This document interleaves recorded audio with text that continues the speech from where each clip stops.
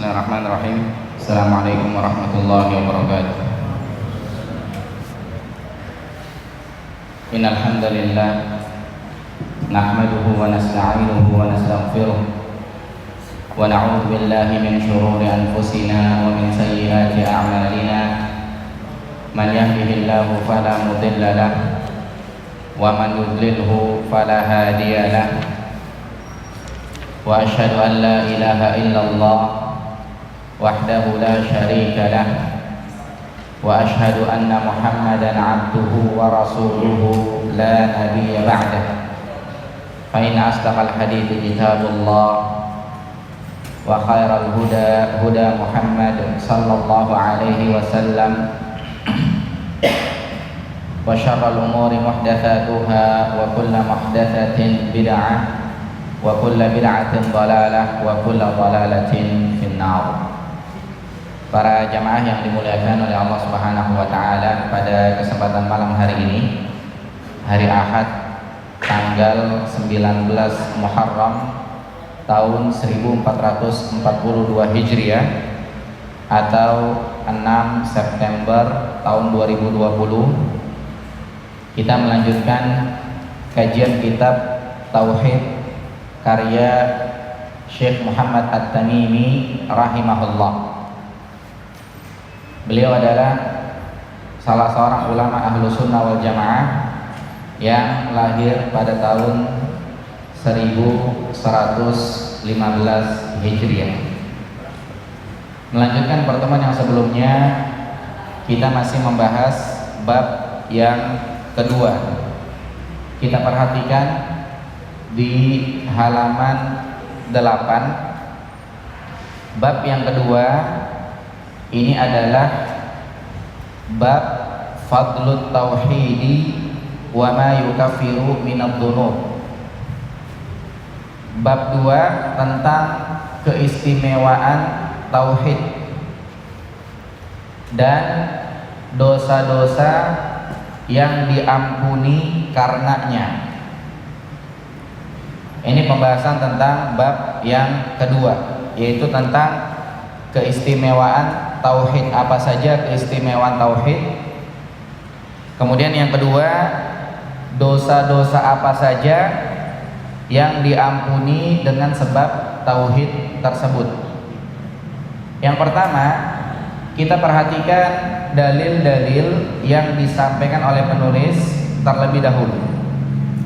Kita simak dalil pertama, firman Allah Subhanahu wa taala di dalam Al-Qur'an surat Al-An'am ayat 82. Allah Subhanahu wa taala berfirman, alladzina amanu, orang-orang yang beriman, walam yalbisu imanahum bizulmin, walam yalbisu, dan mereka tidak mencampur imanahum, keimanan mereka, bizulmin, dengan kezaliman. Dan kezaliman yang dimaksud adalah kesyirikan. Mereka tidak mencampur keimanannya dengan kesyirikan. Ulaika lahumul amnu, maka bagi mereka keamanan. Wahum muhtadun, dan mereka mendapat petunjuk. Ini dalil yang pertama. Kemudian dalil yang kedua adalah hadis Ubadah bin Samit radhiyallahu anhu.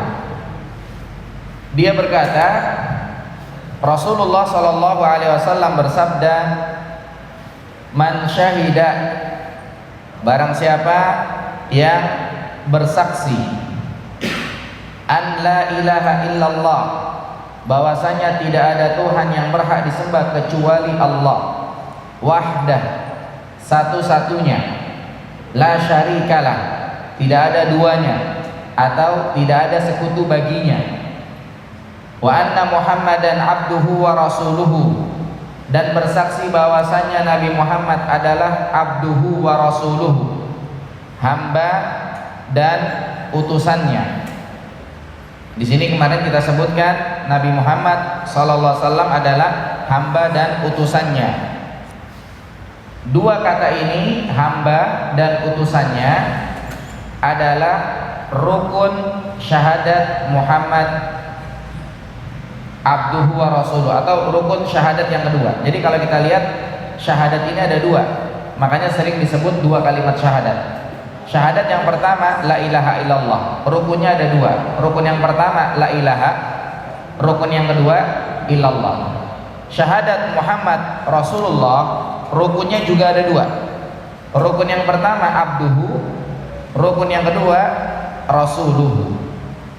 Saya ulangi, dua kalimat syahadat itu memiliki rukun.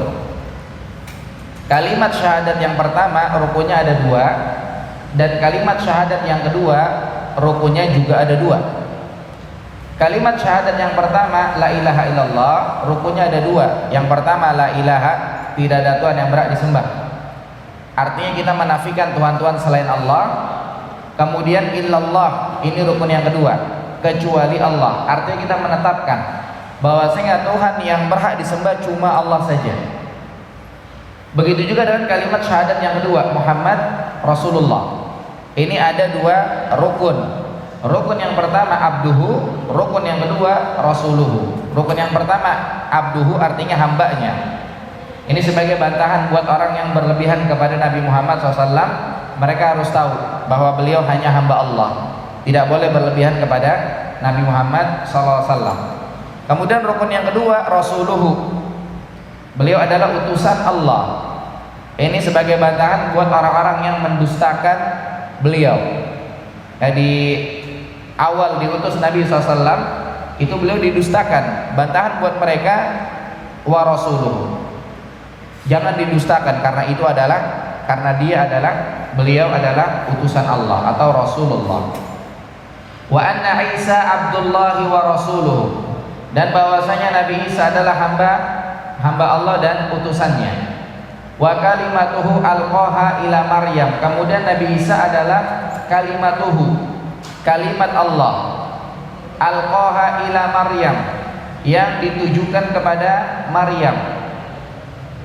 Perhatikan, Nabi Isa yang pertama adalah Abdullah, hamba Allah. Yang kedua adalah Rasuluhu, utusan Allah. Yang ketiga Nabi Isa adalah kalimatuhu, kalimat Allah, alqaha ila Maryam, yang ditujukan kepada Maryam. Allah punya kalimat. Apa kalimat Allah? Kalimatnya adalah kun fayakun. Akhirnya Maryam hamil, lahirlah Nabi Isa. Jadi Nabi Isa adalah kalimatuhu, kalimat Allah. Wa ruhum minhu, dan Nabi Isa adalah ruh minhu, dari Allah. Min di sini kalau dalam bahasa Arab ada min yang menunjukkan bayanah atau ibtida, penjelasan. Kemudian ada min yang menunjukkan bagian. Kayak misalkannya bahasa apa namanya? Bahasa Arabnya al-yadu, ini tangan, artinya al-yadu minal jasad. Min itu ada. Al-yadu minal jasad. Kalau Nabi Isa minallah. Di sini beda arti. Yang pertama al-yadu, tangan, bagian dari badan. Berarti tangan ini bagian dari badan. Ini namanya minnya itu litaba'id, untuk menunjukkan bagian. Beda dengan Nabi Isa minallah. Di sini kan ruh minhu. Minhu di sini maksudnya minallah. Nabi Isa itulah ruh dari Allah, bukan ruh bagian Allah. Paham bedanya ya? Jadi Nabi Isa bukan anak Allah, tapi ruh yang diciptakan oleh Allah sebagaimana ruh-ruh yang lain. Makanya dijelasin detail oleh Syekh Muhammad bin Shalih Al-Utsaimin rahimahullah, bahwasanya min di sini bukan menunjukkan bagian, akan tetapi menunjukkan penjelasan, sama kayak roh-roh yang lain. Wal jannata haqqun, kemudian sorga benar. Wan nara haqqun, neraka juga benar, ada. Adkhalahullahu jannata ala ma kana minal amal, maka akan Allah masukkan dia ke dalam surga sesuai dengan amalnya. Sekarang kita kembali ke dalil yang pertama. Ulaika lahumul amnu wa hum muhtadun. Mereka dapat keamanan dan dapat hidayah. Mereka ini siapa? Yang beriman dan tidak mencampur keimanan dengan kesyirikan. Berarti orang-orang yang bertauhid. Ini menunjukkan apa? Keistimewaan tauhid. Apa istimewanya tauhid? Apa istimewanya kita mengesahkan Allah? Istimewanya adalah kita bakal dapat keamanan dan kita bakal dapat hidayah. Begitu juga dalil yang kedua, hadis. Tauhidnya di mana? Tauhidnya di kalimat yang pertama. Syahida an la ilaha illallah wahdah la syarikalah wa anna Muhammadan abduhu wa rasuluhu. Tauhidnya di kalimat yang pertama, bersaksi bahwasanya tidak ada Tuhan yang berhak disembah kecuali Allah satu-satunya, tidak ada sekutu baginya. Kalau bersaksi demikian, maka keistimewaannya apa? Kalimat yang terakhir, lihat dari tengah-tengah. Adakhalahullahu jannata ala ma kana minal amal. Akan Allah masukkan ke dalam sorga sesuai dengan amalannya. Lihat, sesuai dengan amalannya. Berarti apa? Tidak cukup dengan mengucapkan saja, akan tapi harus dengan amal. Maka ini menunjukkan keistimewaan tauhid. Kalau dia mentauhidkan Allah, akan masuk sorga sesuai dengan amalannya. Lihat dalil yang ketiga, hadis Bukhari Muslim. Ini hadis dari Itban, hadis yang diriwayatkan oleh Imam Bukhari dan Muslim, hadis Itban. Dalil pertama di halaman 9, lihat semuanya. Nabi SAW mengatakan, fa innallaha harrama 'alan nari man qala la ilaha illallah yabtagi bidzalika wajhallah. Lihat bahasa Arabnya, fa innallaha, sesungguhnya Allah, harrama 'alan nar, mengharamkan bagi neraka. Man qala la ilaha illallah, mengharamkan buat neraka siapa saja yang berkata la ilaha illallah enggak boleh masuk neraka. Syaratnya apa? Yabtagi bidzalika wajhallah, yang dicari adalah wajah Allah. Berarti ini juga menunjukkan keistimewaan tauhid. Tauhid itu artinya apa? Sederhananya tauhid itu adalah kalimat la ilaha illallah. Maka orang kalau mengesahkan Allah, orang kalau mengucapkan la ilaha illallah dengan catatan ya betagi bidzalika wajhallah, niatnya mencari wajah Allah, maka fa innallaha harrama 'alan nar, akan Allah haramkan buat neraka orang yang seperti itu. Ya, orang yang seperti itu akan diharamkan dari neraka. Ini menunjukkan keistimewaan tauhid dengan syarat tadi, dia mentauhidkan Allah karena wajah Allah, artinya dia nyari pahala dari Allah Subhanahu wa taala. Dan di sini ya disebutkan wajah Allah, beneran Allah punya wajah. Kita menetapkan asma wa sifat, akan tapi sesuai yang pantas bagi Allah. Karena di dalam tauhid asma wa sifat kita ingat 4 kalimat. Kalimat yang pertama, kita mengesahkan Allah, mengesahkan asma wa sifatnya, nama-nama dan sifatnya. Yang kedua, sesuai dengan Al-Quran dan As-Sunnah. Berarti kalau di sini As-Sunnah, As-Sunnah menyebutkan, hadis menyebutkan Allah punya wajah, sesuai dengan Al-Quran dan As-Sunnah. Yang ketiga, sesuai yang pantas buat Allah. Sehingga kalau ada orang yang bikin fitnah, sama aja kita nyamain Allah dengan makhluk, terbantahkan dengan kalimat yang ketiga. Karena kita katakan sesuai yang pantas buat Allah. Allah nggak sama dengan makhluk. Yang bilang Allah sendiri, sering kita dengar ayatnya, laisa kamitslihi syai'un wa huwas samiul basir. Allah tidak sama dengan sesuatu apapun, Dia Maha mendengar, Dia Maha melihat. Kan kita dengar, kita juga lihat.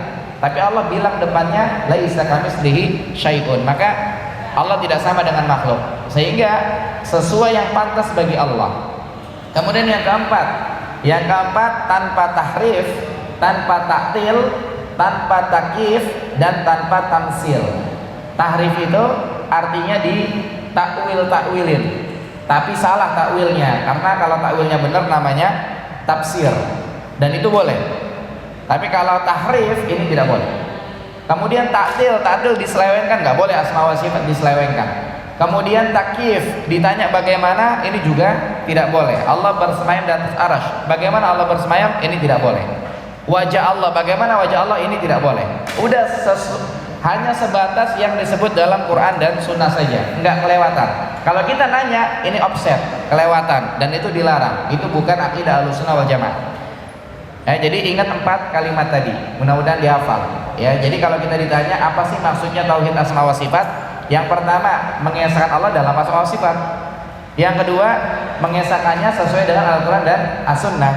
Yang ketiga, mengesahkannya sesuai yang pantas bagi Allah, jangan disama-samain dengan makhluk. Yang keempat, tanpa tahrif, tanpa taktil, tanpa takyif, dan tanpa tamsil. Tapi kita kembali ke materi. Di sini tentang keistimewaan tauhid. Yang berkata la ilaha illallah, yang mentauhidkan Allah, niatnya ikhlas mencari wajah Allah, maka akan diharamkan bagi dia neraka. Dia nggak bakal masuk neraka. Kemudian dalil berikutnya yang keempat. Dalil keempat ini diriwayatkan oleh Ibnu Hibban Al-Hakim, hadis sahih, hadis Abu Sa'id Al-Khudri radhiyallahu anhu, bahwasanya Rasulullah SAW bersabda, lihat dalil kedua di halaman 9. Qala Musa, Nabi Musa berkata. Qala Musa, Nabi Musa berkata, ya Rabbi, ya Allah, ya Tuhanku, alimni, ajari aku syai'an, sesuatu, azkuruka, yang dengan itu aku mengingatmu ya Allah, wa ad'uka, dengan itu aku berdoa kepadamu ya Allah. Tolong ajarin sesuatu buat aku pakai mengingatmu, dan buat aku pakai berdoa kepadamu. Ajarkan sesuatu ya Allah. Qala, kata Allah, qul ya Musa, katakanlah wahai Musa, la ilaha illallah, katakan la ilaha illallah. Nabi Musa minta diajarkan sesuatu yang spesial, buat dia pakai mengingat Allah, dan buat dia pakai berdoa kepada Allah. Sama Allah diajarin satu kalimat, katakanlah la ilaha illallah wahai Musa. Qala, Nabi Musa bilang, Nabi Musa berkata kepada Allah, ya Rabbi, ya Allah, ya Tuhanku, kullu ibadika, semua hamba-hambamu, yaquluna hadza, semuanya mengatakan kalimat itu, semuanya mengucap la ilaha illallah. Artinya Nabi Musa pengen yang spesial, bukan yang lain tuh nggak usah gitu, dia doang. Tapi lihat, Allah mengatakan, qala, Allah berfirman, ya Musa, wahai Musa, lau anna samawati sab'a, kalau sekiranya langit yang 7, wa amirahunna, dan penduduknya, berarti menunjukkan langit ada penduduknya, dan penduduk langit adalah para malaikat, ghairi, selain aku, lau anna samawati sab'a wa amirahunna, kalau langit yang 7 dan penduduknya selain aku. Allah nggak kehitung di sini, Allah nggak kemaksud di sini. Wal ardina sab'a, kemudian bumi yang 7, ini menunjukkan bumi ada 7 lapis. Fi kiffatin, itu ditaruh di satu timbangan. Wala ilaha illallah fi kiffatin, dan la ilaha illallah di satu timbangan. Nah, ini buat ibarat aja biar kita ngerti. Bukan berarti nanti di akhirat ada 2 timbangan, kemudian langit sama isinya selain Allah ditaruh di situ, bumi yang 7 ditaruh di situ, la ilaha illallah ditaruh di timbangan satu lagi, bukan begitu, bukan timbangan akhirat. Tapi ini bahasa pendekatan biar kita ngerti. Ini yang disebutkan oleh Syekh Muhammad bin Shalih Al-Utsaimin rahimahullah dalam kitab Qaulul Mufid. Maka kalau misalkannya ditaruh itu langit yang 7 beserta penduduknya selain Allah, kemudian ditaruh bumi yang 7 di satu timbangan, digabung, kemudian di timbangan sebelahnya lagi ditaruh kalimat la ilaha illallah, umpamanya begitu, malat bihinna la ilaha illallah, yang lebih berat timbangannya adalah la ilaha illallah. Berarti ini menunjukkan apa? Keistimewaan tauhid. Makanya terkait pelajaran tauhid, kemudian kalimat-kalimat tauhid, ini jangan disepelekan. Bahkan kalau misalkannya ada orang yang mengatakan di antara ciri aliran sesat pengajiannya pengajian tauhid misalnya, ini salah kaprah sekali. Karena ada saya dapat cerita dari seorang teman, itu dia cerita, katanya di kampung dia ada kiai ceramah, dia bilang ciri-ciri teroris ada 3. Ciri-ciri teroris katanya ada 3. Yang pertama, ini katanya dia, yang pertama ciri teroris itu jenggotan katanya. Yang kedua ciri teroris celananya cingkrang. Yang ketiga ciri teroris jidatnya hitam.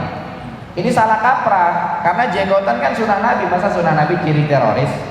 Kemudian yang kedua jidatnya hitam, ini kan disebutin dalam Quran. Masa disebut dalam Quran ciri teroris? Itu orang yang rajin sholat, itu rajin sujud. Tapi walaupun di situ mungkin sebagian itu jidat hitam tandanya hitam gini, akan tapi nanti itu maksudnya nanti pada hari kiamat. Cuma kan bahasanya disebutin dalam Quran, masuk jadi ciri teroris. Dalam Quran konotasinya positif sama dia dinegatifin. Ini juga salah kaprah. Yang ketiga celana cingkrang. Celana cingkrang disebutin dalam hadis. Kayaknya nggak baca hadis tersebut kan begitu. Ini juga salah kaprah. Termasuk kalau ada yang bilang di antara ciri aliran sesat pengajian tauhid, ini juga salah kaprah. Karena tauhid memiliki keistimewaan. Di antara keistimewaan tauhid, kalau langit sependuduknya selain Allah, kemudian bumi ditaruh di satu timbangan, la ilaha illallah ditaruh timbangan yang kedua, lebih berat la ilaha illallah. Maka ini menunjukkan tentang keistimewaan tauhid. Dan dalil terakhir di halaman 10. Qala Allah Ta'ala, Allah berfirman. Ini kalau ada hadis seperti ini namanya hadis qudsi. Ya, ada namanya Quran, ada namanya hadis, ada namanya hadis qudsi. Beda tiga-tiganya. Bedanya apa? Kata para ulama, bedanya kalau Al-Quran isinya, kata-katanya sama maknanya itu dari Allah. Itu Quran. Jadi kalimatnya sama maknanya ini dari Allah. Quran itu. Makanya Al-Quran namanya kalamullah. Seperti misalkannya Qul huwallahu ahad. Itu kalimatnya itu dari Allah, yang kata-kata itu resmi dari Allah, maknanya juga dari Allah. Kalau hadis kalimatnya dari kata-katanya dari Nabi SAW. Kemudian maknanya juga memang dari Nabi SAW. Tapi kalau hadis qudsi maknanya dari Allah, dari sononya maknanya begitu, tapi ungkapannya kata-katanya yang ngungkapin Nabi SAW. Nah, di sini qala Allah Ta'ala, Allah berfirman, ya ibna Adam, wahai anak Adam, kita semua anak Adam. Lau ataitani, kalau kalian mendatangiku, kalau engkau mendatangiku, biqrabil ardi, segede bumi, khotoya, dosanya, bertemu dengan Allah bawa dosa sebesar bumi. Thumma laqitani, kemudian ketika engkau menemui aku, la tusyriku bi syai'an, tidak menyekutukanku dengan sesuatu apapun. Berarti ini orang yang bertauhid. Jadi ketemu Allah misalnya bawa dosa segede bumi, tapi dia adalah orang yang bertauhid. La ataituka bi qurabiha maghfirah, maka aku akan mendatangimu segede itu juga, tapi bukan bawa dosa, bawa ampunan. Ini juga menunjukkan apa? Keistimewaan tauhid. Dan dosa-dosa yang diampuni karenanya. Kita bawa dosa apa aja, selama kita orang yang mentauhidkan Allah, makanya kita harus belajar tauhid nih, biar kita benar mentauhidkan Allah dan jangan sampai syirik. Karena syirik ini bikin tauhid gagal. Bikin tauhid kadaluarsa, ini syirik. Tauhid kita bisa hancur gara-gara syirik. Sehingga kita perlu mempelajari ini. Jadi kalau kita dengar ini, besok kita udah nggak belajar lagi babak berikutnya, enggak. Masih harus selesai, bahkan udah selesai kitab ini harus ganti kitab yang lain. Masih luas ilmu ini. Karena kata para ulama, kalau seandainya kita ngeluangin waktu kita buat belajar 24 jam, kita kagak makan, kagak tidur, kagak nyari duit, belajar mulu gitu, nggak bakal kita dapat ilmu semuanya. Kata para ulama, nggak bakal dapat ilmu semuanya. Apalagi kalau kita ketemu cuma seminggu sekali, sebulan sekali, sebulan 2 kali. Ini lebih-lebih lagi. Cuma ada kaidah menyebutkan ma la yudraku kullu la yutraku jullu.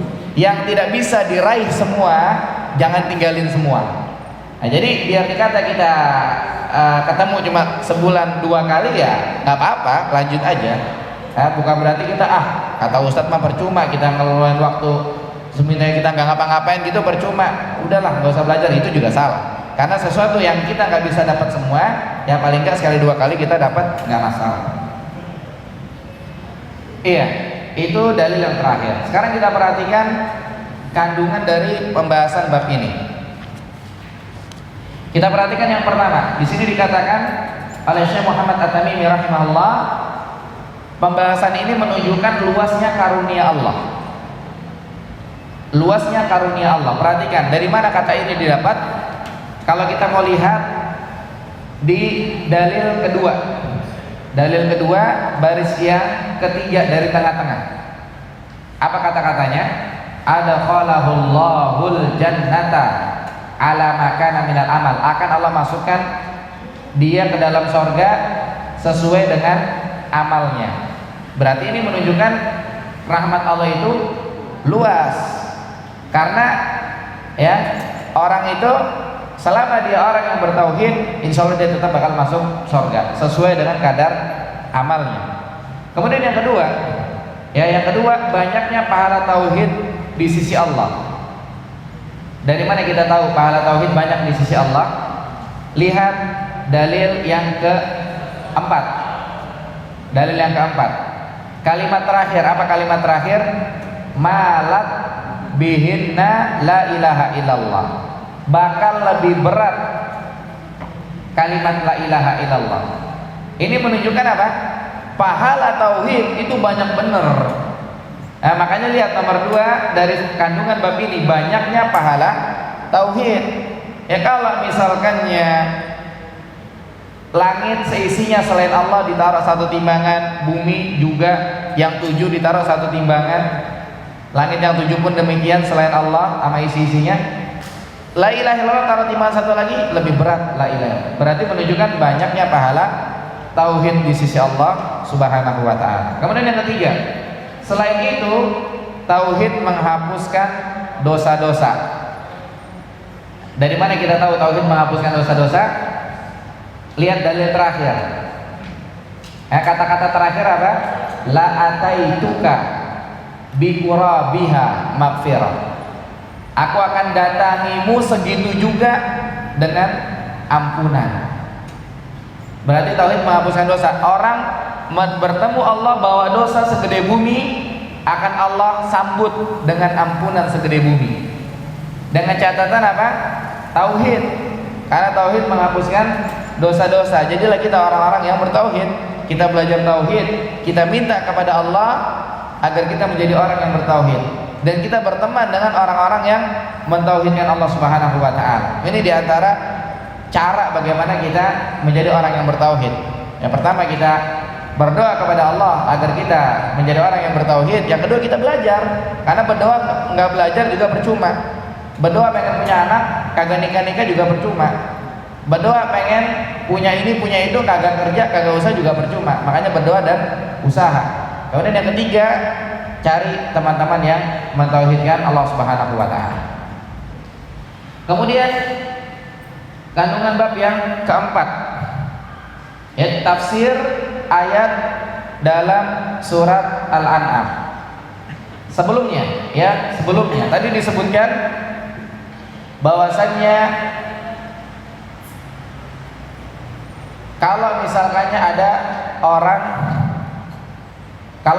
ada orang bertemu dengan Allah bawa dosa segede bumi, akan Allah sambut dengan ampunan segede bumi juga.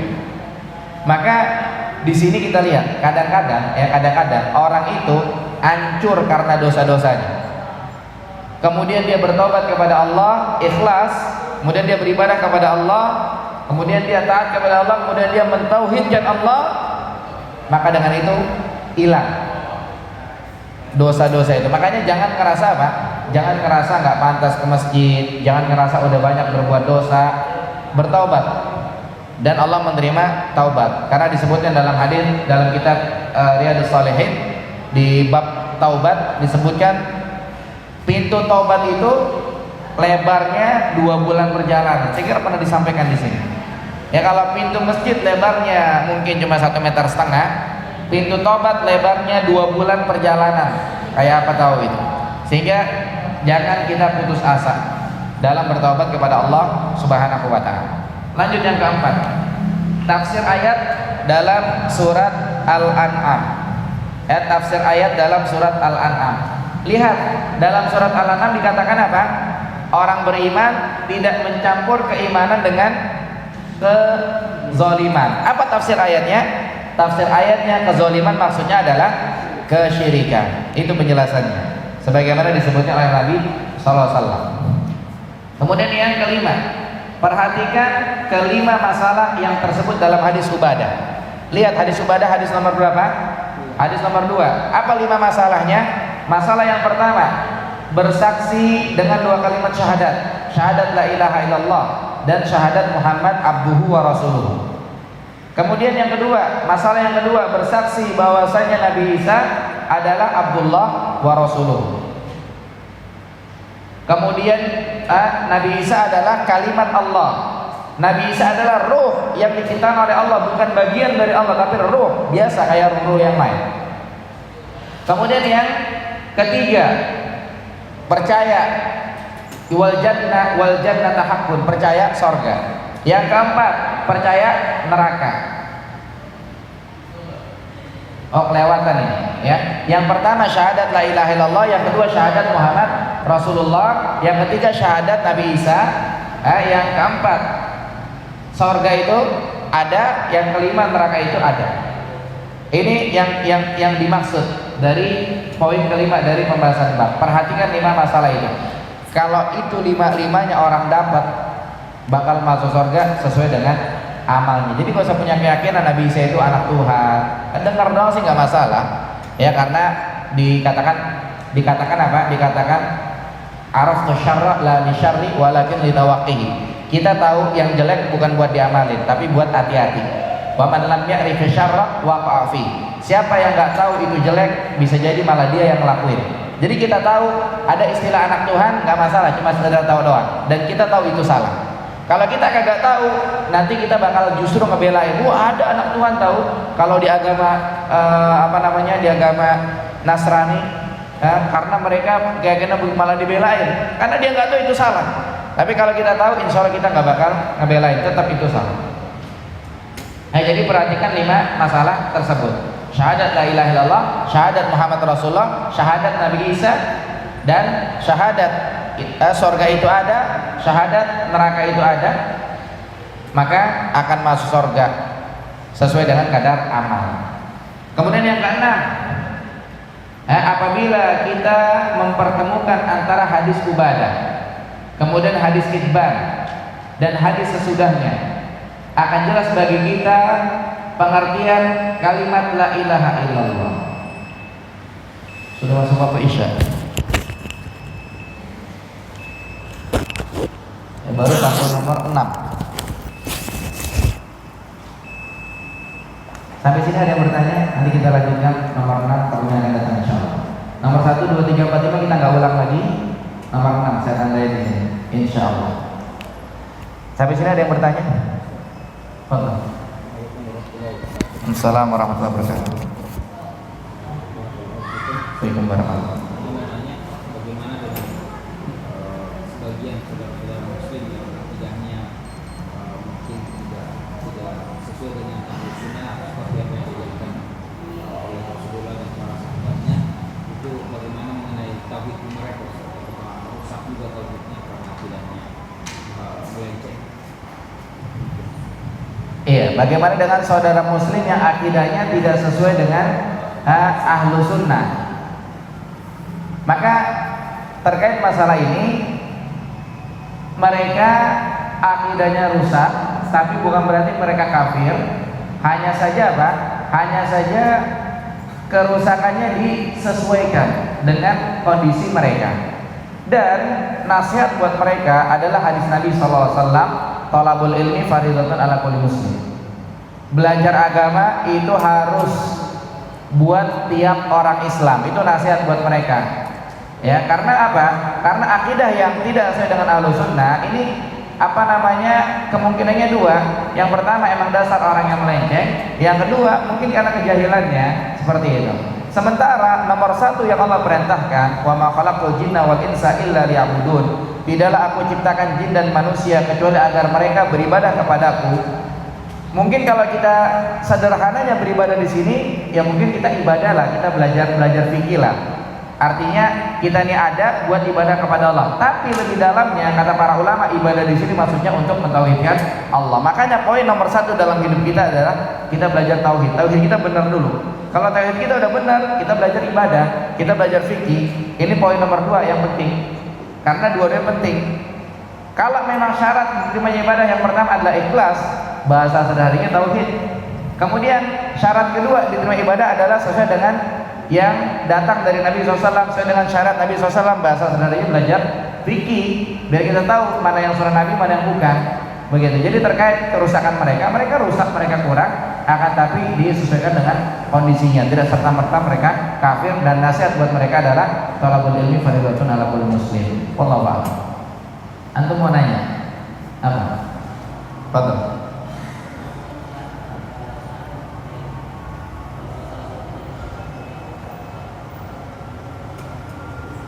Syahadat memiliki rukun, 2 rukun, la ilaha illallah. Kalau salah satu tidak terpenuhi maka syahadatnya batal. Betul. Antum ada orang masuk Islam, asyhadu an la ilaha. Sah nggak Islamnya? Enggak. Kemudian ada orang bilang asyhadu illallah, juga kagak nyambung. Harus dua-duanya. Asyhadu an la ilaha illallah. Hanya saja para ulama menjelaskan, karena la ilaha illallah memang satu paket. Cuma para ulama menjelaskan memiliki 2 rukun biar kita mudah mencerna, biar kita mudah memahami, dan tetap ketika orang syahadat harus satu kalimat la ilaha illallah, satu kesatuan dia la ilaha illallah, tidak bisa dipisah. Kalau memang yang ditanya kalau tidak memenuhi itu maka batal syahadatnya. Kalau memang tidak memenuhi dua-duanya, harus memenuhi dua-duanya. Dia harus menafikan Tuhan selain Allah. Kita bersaksi la ilaha illallah tapi kita bilang Tuhan selain Allah itu benar, berarti batal syahadat kita, ya, batal syahadat kita. Dan orang yang benar tidak main-main dalam syahadat, kayak Abu Jahal, kayak Abu Thalib dia nggak mau bilang la ilaha illallah karena dia orang komitmen. Dia tahu kalau dia bilang la ilaha illallah itu harus meninggalkan Tuhan selain Allah dan harus menetapkan Tuhan yang benar adalah Allah. Beda dengan orang sekarang yang kagak ngerti bahasa Arab. Orang kafir, masya Allah, la ilaha illallah, bandel banget itu anak gitu. Ngucapin la ilaha illallah, apa dia Islam? Enggak, dia kagak ngerti. Tapi kalau orang Arab dulu macam Abu Thalib, ogah dia bilang la ilaha illallah. Karena apa? Mungkin karena gak enak sama Abu Jahal dan yang lain-lain. Apalagi Abu Jahal. Abu Jahal pimpinan. Kalau dia bilang la ilaha illallah, dia umumkan di masyarakat Mekah, tapi dia masih datang ke Latah Zamanat, malu-maluin pimpinan kok kayak gitu. Ya kan? Makanya Hamzah bin Abu Thalib tahu cerita masuk Islamnya. Gara-garanya apa? Gara-garanya Nabi Muhammad, ya, Nabi Muhammad dicengin sama Abu Jahal. Kemudian habis dicengin sama Abu Jahal, ada perempuan yang lihat Nabi Muhammad lagi dicengin sama Abu Jahal. Hamzah pulang berburu. Kemudian diaduin sama Hamzah, "Wahai Hamzah, keponakan kamu itu dicengin sama Abu Jahal." Kemudian Hamzah datang ke Abu Jahal. Langsung Abu Jahal ditonjok, digampar sama Hamzah. Terus Hamzah bilang apa? "Kamu tahu nggak Muhammad? Keyakinannya sama dengan keyakinan saya." Padahal Hamzah belum masuk Islam. Cuma Hamzah udah terlanjur ngomong gitu. Beda sama orang sekarang, cuma ngomong doang, ya kan? Ngomong doang. Oh kita sama. Padahal sehari-hari kayak gitu. Ngomong doang gede gitu kan. Hamzah orang dulu enggak, orang dulu komitmen. Gitu. Sehingga la ilaha illallah satu kesatuan. Wallahu a'lam. Lanjutannya pertemuan yang akan datang insyaallah, dan kalau ada yang harus ditanyakan juga kali ini, malam ini bisa ketemu saya setelah salat insyaallah. Wallahu a'lam bishawab. Yang benar datang dari Allah Subhanahu wa taala, yang salah dari saya pribadi. Barakallahu fikum. Wa sallallahu ala nabiyina Muhammad wa akhiru da'wana alhamdulillahirabbil alamin. Insyaallah kita ketemu lagi pekan ketiga. Dilihat tanggalnya. Subhanakallahumma bihamdika asyhadu an la ilaha illa anta astaghfiruka wa atubu ilaik. Assalamualaikum warahmatullahi wabarakatuh.